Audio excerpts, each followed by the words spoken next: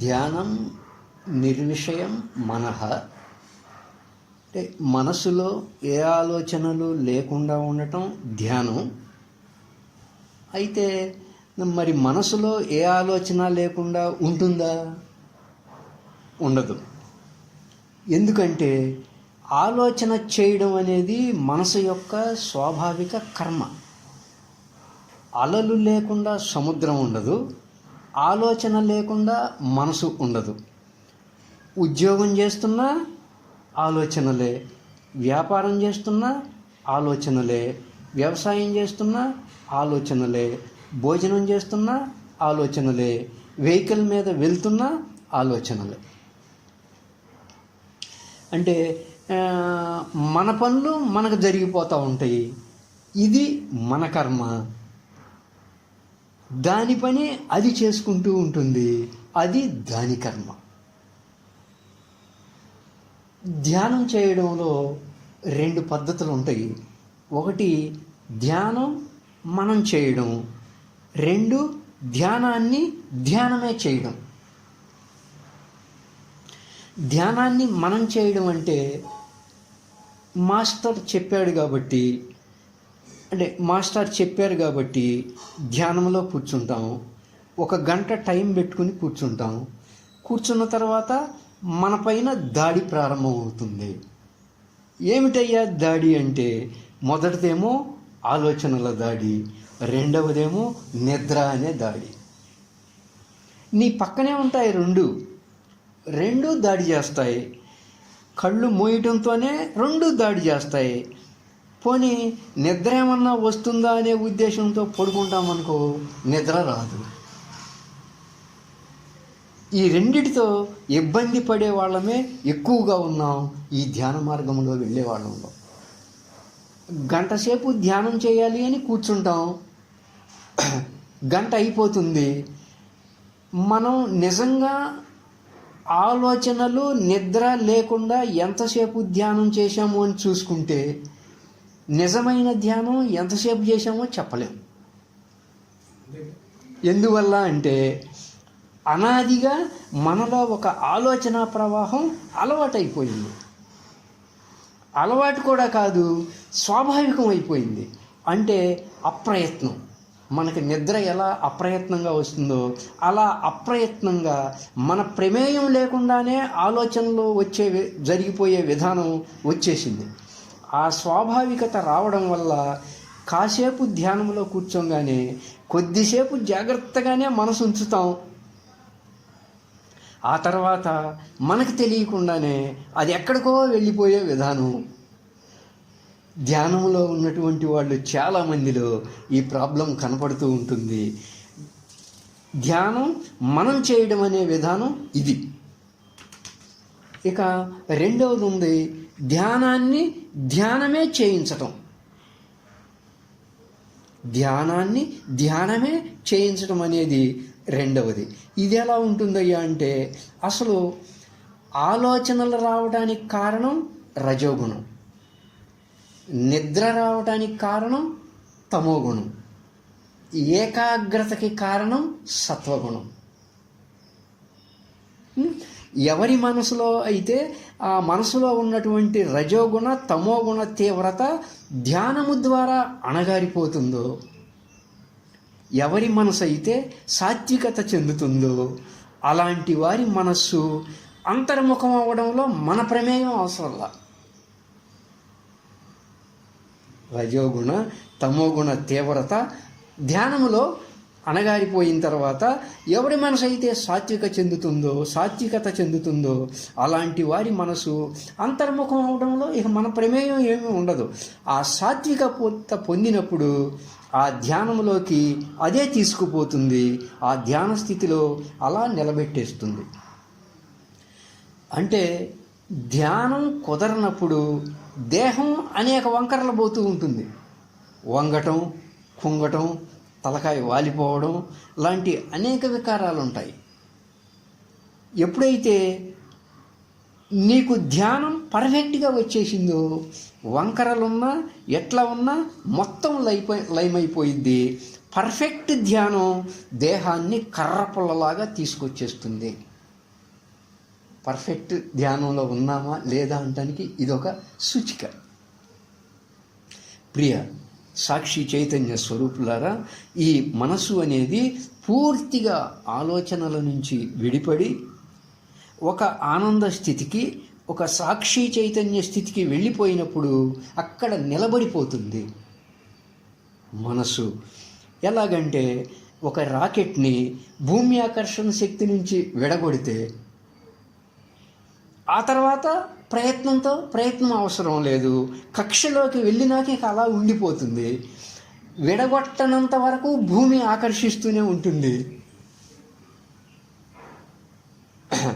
అట్లా మనసు అనే దాన్ని కూడా బాహ్య ప్రపంచ వస్తు విషయాల భావనలు, దేహ భావనలు, మనసు ఆలోచనల భావనలు ఆకర్షిస్తూ ఉన్నాయి. అవి మనసులో బాగా గూడు కట్టుకొని ఉన్నాయి. అవి తిరిగి మరలా వాటి వైపుకే లాక్కుపోతూ ఉంటాయి. బాహ్య ప్రపంచ వస్తు విషయ భావనల వైపన్నా లాక్కెళ్ళిపోతూ ఉంటాయి ఈ మనసుని. దేహ భావన వైపన్నా లాక్కెళ్తూ ఉంటాయి. మనసు ఆలోచనల వైపైనా లాక్కుపోతూ ఉంటాయి. ధ్యానానికి కళ్ళు మూసామా అంటే, ధ్యానం చేయడానికి కళ్ళు మూసామా అంటే లోపల ఉన్నవే లాగుతాయి, లాగి పారేస్తున్నాయి. ఇంకెక్కడ ధ్యానం అండి? ఆ వాసనా సంస్కారం ఎప్పుడైతే తొలగిపోయిద్దో, ఆ బాహ్య ప్రపంచ వస్తు విషయాల వాసనా సంస్కారం, ఆ దేహ భావన వాసనా సంస్కారం, ఆ మనసు ఆలోచనల వ్యవహారం, ఆ మనసు ఆలోచనల భావన సంస్కారం, ఆ వాసనా సంస్కారం ఎప్పుడైతే తొలగిపోయిందో ఆ మనసు అప్పుడు అంతర్ముఖం అవుతుంది. అంతవరకు మనసు అంతర్ముఖం కాదు. అలా అంతర్ముఖం అయినప్పుడు ఏం జరుగుతుందయ్యా అంటే, ఆత్మ యొక్క స్థాయికి వెళ్ళినప్పుడు, అంటే తన స్వరూప స్థాయికి వెళ్ళినప్పుడు, ఆ ఆత్మ యొక్క ఆనందంతో మిళితమైనప్పుడు ఇక అక్కడ నీ ప్రయత్నమేమీ లేదు. ఒకసారి రాకెట్ కక్షని విడగొట్టుకుని వెళ్ళిపోయిందంటే ఇక దేంతోనూ ఎలా పని లేదో, అలా ఒక్కసారి ఆత్మ యొక్క స్థాయికి వెళ్ళిపోయినప్పుడు, ఆత్మ యొక్క ఆనందంతో మిళితమైనప్పుడు అక్కడ నీ ప్రయత్నమేమీ ఇక లేదు, ఉండిపోతుంది అంతే. ఆ ప్రశాంతతతో, ఆ ఆనందంలో, ఒక తన్మయత్వంలో ఉండిపోతుంది. అసలు సమయమే తెలియదు, సమయంతో పని కూడా లేదు. అంటే ధ్యానమును ధ్యానమే చేయించే విధానముగా ఉన్నప్పుడు ఈ పరిస్థితి ఇలా ఉంటుంది. సమయమే తెలియదు. ధ్యానమును మనం చేయడానికి ఉపక్రమించామే, అప్పుడు ఎలా ఉంటుందయ్యా అంటే ఇక్కడ సమయం తెలుస్తుంది. ధ్యానమును ధ్యానమే చేయించే విధానముగా ఉన్నప్పుడేమో సమయంతో పని లేదు, సమయం తెలియదు. ధ్యానమును మనం చేయడానికి ఉపక్రమించినప్పుడేమో ఇక్కడ సమయం తెలుస్తుంది. మధ్యలో ఇబ్బందులకు గురై ఆలోచన ప్రవాహంతోనో నిద్రా ప్రభావంతోనో తట్టుకోలేక కళ్ళు తెరిచామనుకోండి, మనం గంట కూర్చోవాలని పెట్టుకుంటాం. మనం పెట్టుకున్నది గంట అయితే కళ్ళు తెరిచి చూస్తే పావు గంటే అయ్యిద్ది. అంటే మనం కళ్ళు మూసుకుని కూర్చుంటాం. ఎందువల్ల? గంట కావాలిగా. పావు గంట అయ్యిందిరా, మనకు గంట కాలేదు లేని మళ్ళీ కళ్ళు మూసుకుని కూర్చుంటాం. మనం పెట్టుకున్న టైం గంట కదా, అందుకని మళ్ళీ కళ్ళు మూస్తాం. మళ్ళీ లోపల ఉన్నవి దాడి చేస్తాయి. ఏంటవి? ఆలోచనలు, నిద్ర. అవి తరిమి కొడతాయి, ఇబ్బంది పెడతాయి. తట్టుకోలేక కళ్ళు తెరుస్తాం. చూస్తే మళ్ళీ పావు గంటే అవుతుంది. ఇంకా అర్ధగంట ఉంటుంది. గంట కూర్చోవాలనుకున్నాం. ధ్యానం మనం చేస్తున్నాం కనుక ఇది ఒక పోరాటంగా ఉంటుంది. అదే గనక ధ్యాన స్థితిలోకి వెళ్ళిపోయాము అనుకోండి, ఆ స్థితిలో ఉండిపోయామనుకోండి, అక్కడ సమయంతో సంబంధం లేదు. ఎంతసేపు ధ్యానంలో ఉన్నా సమయం తెలియదు. ఒకవేళ లెగుద్దామన్న ఆలోచన వచ్చినా కానీ ధ్యానం లేకనివ్వదు మనల్ని. అది ధ్యానమును ధ్యానమే చేయించే స్థితి. అయితే ఆ స్థితికి రావాలి అంటే ముందు పోరాటం తప్పదు, పోరాటం చేయాల్సిందే. మనసు అనే వస్తువు ఎప్పుడూ కూడా ఇంద్రియాలతో సంబంధం పడి బాహ్య ప్రపంచ విషయాలతోనన్నా వ్యామోహంలో పడి ఉంటుంది ఏమండి, లేదా అజ్ఞానంతో సంబంధం పడి నిద్ర అన్న పడి ఉంటుంది, లేదా దేహభావన వ్యామోహంలోనన్నా వాసనలతో సంబంధం పడి ఉంటుంది, లేదా మనసు ఆలోచనల వ్యామోహంలోనన్నా సంబంధం పడి ఉంటుంది. ఈ విధంగా వ్యామోహంలో పడి ఉండే ఆ మనసు అనే వస్తువుని బాహ్య ప్రపంచ వస్తు విషయాలతోనూ దేహభావన దేహం మీద వ్యామోహం అనే భావంతోనూ మనసు ఆలోచన భావంతోనూ ఆ మూడిటితో సంబంధం లేకుండా ఆ మనసును వేరు చేసి నీ యొక్క ఆత్మ చైతన్య స్థితిలో మనసును లయం చేసే విధానముగా ఉన్న వస్తువు హంస, లేదా హంసకు ప్రాణమై, హంసకు మూలమై, హంసను నడిపించున్నదై ఉన్నటువంటి కుండలిని శక్తి.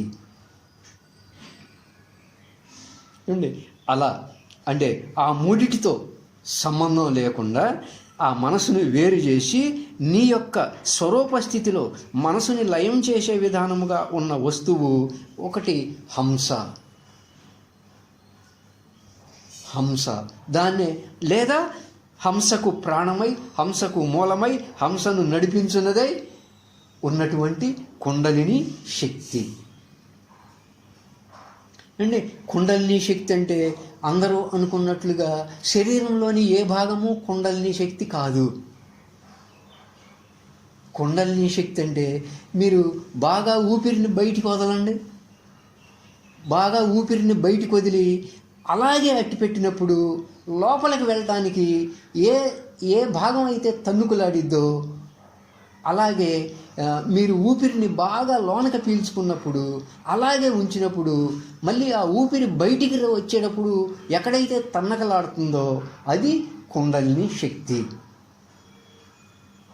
అంటే శరీరంలోని ఏ భాగము కుండలిని శక్తి కాదు. అది ఉదాన వాయు స్థానమైనటువంటి కంఠస్థానంలో మహాత్ములు కుండలిని శక్తిని చెప్తారు. హంస లేదా కుండలిని శక్తి మీరు శ్వాసనైనా పట్టుకోవచ్చు, లేదా కుండలిని శక్తినైనా పట్టుకోవచ్చు. హంస లేదా కుండలిని శక్తి యొక్క గమనికలో మనసును ఉంచటమే ధ్యానము లేదా యోగము. రెండిటి కలయికను యోగం అంటారు. రెండిటి కలయికను యోగం అంటారు. రెండిటి ఎడబాటును వియోగం అంటారు. అంటే ఎక్కడెక్కడో సంచరించేటువంటి ఆ మనసును తీసుకువచ్చి శ్వాసతో కానీ ఆ కుండలిని శక్తితో కానీ కలిపాము, దాన్ని యోగం అన్నారు. దాన్నే ధ్యానము అన్నారు. అయ్యా అందుకని అర్జునుడికి కృష్ణ పరమాత్మ ఏం చెప్తాడయ్యా అంటే తస్మాత్ యోగి భవార్జున అన్నారు కృష్ణస్వామి గారు. అంటే సకల దేవతలు కూడా ధ్యానాన్నే అవలంబించారయ్యా. మౌన వ్యాఖ్య ప్రకటిత పరం బ్రహ్మతత్వం యువాన వర్షిష్టాంతే వసత్ ఋషిగణై ఆవృతం బ్రహ్మనిష్టం ఆచార్యేంద్ర కరకలిత చిన్ముద్రం ఆనందమూర్తిం స్వ ఆత్మారామం ముదితవదనం దక్షిణామూర్తి మీడే అని బోధించారు. అంటే ప్రియ సాక్షి చైతన్య స్వరూపులారా, పరమశివుడు ధ్యానం చేస్తూ ఉన్నాడు. అంటే పరమశివుడే ధ్యానం చేస్తూ ఉన్నాడు, మనం చేయడం ఏంటి? దేవతలే ధ్యానం చేస్తున్నారు. ఎందువల్ల? మానవులైనా దేవతలైనా ఎవరైనా పొందాల్సింది బ్రహ్మమగు విశ్వ చైతన్య స్వరూపాన్ని. ఎవరైనా సరే పొందాల్సింది బ్రహ్మమగు విశ్వ చైతన్య స్వరూపమునే. అంటే తన స్వస్వరూపాన్ని, అంటే నీ యొక్క స్వస్వరూపాన్నే ధ్యానం చేయాల్సి ఉంటుంది మీరు. ఎందుకంటే నువ్వే విశ్వ చైతన్య స్వరూపం, నువ్వే బ్రహ్మమగు విశ్వ చైతన్య స్వరూపం. కాబట్టి ఎవరికి వారు తమ స్వస్వరూపములో తామున్నారు. శివుడు అంతే, విష్ణువు అంతే యోగ నిద్రలో, కృష్ణ పరమాత్మ అంతే. ఆంజనేయ స్వామి అంతే, రాముడు అంతే. ఏమండి, అంటే ఇక్కడ మౌన వ్యాఖ్య ప్రకటిత పరం బ్రహ్మతత్వం. మౌనం అంటే మాటల్ని ఆపటం కాదండి. మౌనం అంటే మనసు యొక్క ఆలోచనలే శ్వాస ద్వారా ప్రాణం పోసుకొని మాటల రూపంలో బయటకు వస్తున్నాయి. ప్రాణం లేకపోతే మాట బయటికి రాదు. చూడండి, ముక్కు మూసుకుని ఒకసారి మాట అనాలంటే మనం అనలేం. అంటే మనసు యొక్క ఆలోచనలే ప్రాణం పోసుకొని, అంటే శ్వాస ద్వారా ప్రాణం పోసుకొని మాటల రూపంలో బయటకు వస్తున్నాయి. మనసు యొక్క ఆలోచన లేకుండా మనం మాట్లాడలేము ఎవరం కూడా. ఎప్పుడైతే మనసులో ఆలోచన లేకుండా చేసావో మాటలు కూడా వచ్చే విధానం లేదు. మనమేమో ఏం చేస్తున్నాం, ఆలోచనలతో ఉన్న మనసుని తీసుకొచ్చి శ్వాస గమనికలో కానీ కుండలిని శక్తి గమనికలో కానీ ఉంచుతున్నాం. ఆ ఆలోచన ఏమైంది, శబ్దంగా మారి మన ప్రాణశక్తిని హరించి వేస్తుంది. ఏమండి, మహాత్ములు ఏం చేశారయ్యా అంటే ఆలోచనను కట్ చేసి ఒట్టి మనసును తీసుకొచ్చి శ్వాసతో కలిపారు, లేదా కుండలిని శక్తితో కలిపారు. దానివల్ల శక్తి పోయిందా పెరిగిందా? పెరిగింది. ఏమండి, ఎప్పుడైతే అలా ఆలోచనల్ని కట్ చేసి ఆలోచన రహితంగా ఉన్నటువంటి మనసుని హంసతోనో, అంటే శ్వాసతోనో, కుండలిని శక్తితోనో జోడించామనుకో, దానివల్ల ఆత్మశక్తి పెరిగింది. ఏమండి, దానివల్ల శరీరానికి ఆరోగ్యం వస్తుంది, మనసులో ఉన్న దోషాలు తొలగిపోతున్నాయి. దాన్ని మనోమాలిన్యం అన్నారు. ఈ మనసు అనేటువంటి వస్తువులో ఏ ఆలోచనలు కూడా లేకుండా చేసేటువంటి ఈ మౌనం వల్ల మీకు ఆ పరంబ్రహ్మతత్వం తెలియబడుతుంది అన్నారు పరమశివులు, మహాదేవులు. ఏమండి, మేము పొద్దున సాయంత్రం కూడా చేస్తున్నామండి, అయినా మాకు ధ్యానం బాగా కుదరడం లేదు అని చాలామంది యొక్క అభిప్రాయం. ఏమండి, ఇప్పుడు ఫ్యాన్ తిరుగుతూ ఉంది, స్విచ్ ఆఫ్ చేయగానే ఆగుతుందా ఫ్యాను? ఏమండి, అట్లా మనం కూడా పగలంతా ఈ మనసుని అనేక విషయాల మీద త్రిప్పి పట్టుకొచ్చి కూర్చోబెడుతున్నావు. ఏమండి, ఆ తిరిగిన వేగమే దాంట్లో ఉంటుంది. తిరిగి ఆగటానికి 1 గంట పడుతుంది. ఈ లోపల మన ధ్యానం అయిపోతుంది. అది ఆగే సమయానికి ఇది ఆగిపోతుంది. ఏమండి, అందుచేత పగలంతా తిప్పటమే కాదు, నిరంతరంగా ధ్యానాన్ని అనుష్ఠించాలి అంటున్నారు కృష్ణస్వామి గారు ఉత్తర గీతలో. ఆసీనోవా శయానోవా గచ్చన్ తిష్టన్ సదా శుచి అశుచి.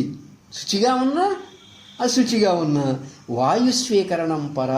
అంటే నువ్వు పడుకొని ఉన్నా, కూర్చొని ఉన్నా, నుంచొని ఉన్నా, ఆగి ఉన్నా, తిరుగుతున్నా, శుచిగా ఉన్నా అశుచిగా ఉన్నా, సర్వకాలములందు కూడా ఆ వాయుస్వీకరణం, అంటే ఆ శ్వాస మీద కానీ, ఆ కుండలిని మీద కానీ ఆ మనసు గమనికలో ఉంచు. మనం మనసుని శూన్యం చేసుకోవాలి, మనసును శూన్యం చేసుకోవాలి. అలా శూన్యం చేసుకునే విధానము నిరంతర పోరాటమై ఉండాలే కానీ ఒక్క పూటతో అయ్యే పని కాదు. అందుకే ధ్యానం ఎలా చెయ్యాలి అని అడగండి, ఎలా ఖాళీ కావాలో అని అడగండి. ఎలా ఖాళీ కావాలి, లేదా అన్ని విషయాల నుంచి ముక్తి నేను ఎలా అవ్వాలి అంటే బాహ్య ప్రపంచ వస్తు విషయ భావం నుంచి, దేహభావం నుంచి, మనసు ఆలోచన భావం నుంచి నేను ముక్తి ఎట్లా అవ్వాలి అని జస్ట్ నువ్వు తెలుసుకుంటే అప్పుడు నువ్వేం చేయవసరం లేదు. ధ్యానం యొక్క పుష్పాలు నీలో వికసించటం మొదలవుతుంది. ఒక్క పూట కూర్చున్నాం అయిపోయింది అంటే అంత తేలిగ్గా లేదండి. ఎందుకంటే ఎప్పటి నుంచో ఉన్న సంస్కారాలన్నీ, వాసనలన్నీ ఆ మనసులో బాగా బలపడి ఉన్నాయి. కాబట్టి మనం ఆ మనసు అనే దాన్ని ధ్యానము ద్వారా కడిగి వేస్తున్నాం. మనోమాలిన్యాన్ని కడిగే విధానం ఇదే, ఇంకా ఏమీ లేదు. నువ్వు ఏ బండకేసి బాదినా, ఏ వాషింగ్ మెషిన్లో వేసినా మనోమాలిన్యం పోయే పని లేదు. మనోమాలిన్యాన్ని కడిగే విధానం ధ్యానము ద్వారానే. ఆ మాలిన్యం ఉండబట్టే ఎవరమైనా కూడా ధ్యానములో ముందుకు వెళ్ళలేకపోతున్నాం. అయ్యా నేను 10 సంవత్సరాల నుంచి చేస్తున్నాను, 20 సంవత్సరాల నుంచి చేస్తున్నాను, 5 సంవత్సరాల నుంచి చేస్తున్నాను, 2 సంవత్సరాల నుంచి చేస్తున్నాను, అయినా ధ్యానంలో ముందుకు వెళ్ళలేకపోతున్నాను అంటానికి కారణం ఏంటయ్యా అంటే మనసులో మాలిన్యం ఉండటం వల్ల. ధ్యానం చేసే కొద్దీ ఆ మాలిన్యం తగ్గిపోతుంది, పోతుంది. ధ్యానం చేయకపోయామా ఏమవుతుంది? ధ్యానం చేస్తే ఆ మాలిన్యం పోతుంది. ధ్యానం చేయకపోయామా ఆ మాలిన్యం తగ్గకపోగా ఇంకా వచ్చి పడుతుంది, ఇంకా వచ్చి పడుతుంది. నువ్వు ఎన్ని క్షేత్రాలకు వెళ్ళినా, ఎన్ని యాత్రలు, ఎన్ని యజ్ఞాలు, ఎన్ని పూజలు, ఎన్ని చేసినా లోన ఉన్న మాలిన్యం మాత్రం పోదు. అది పోగొట్టుకోవాలి అంటే ఒకటే మార్గం, ధ్యానము. ధ్యానము ద్వారానే పోగొట్టుకోవాల్సి ఉంటుంది. మహాత్ముల దయ వల్ల మన అదృష్టం కొద్దీ మనం ధ్యాన మార్గంలోకి వచ్చి పడ్డాం. ఆ ధ్యాన మార్గాన్ని కాపాడుకోవడం మన ధర్మం. ఆ ధ్యాన మార్గాన్ని కాపాడుకోవడం నీ ధర్మం. ఆ ధ్యాన మార్గాన్ని కాపాడుకోవడం నీ ధర్మం. మహాత్ముల దయ వల్ల మన అదృష్టం కొద్దీ అటువంటి ధ్యానంలోకి వచ్చి పడ్డాం.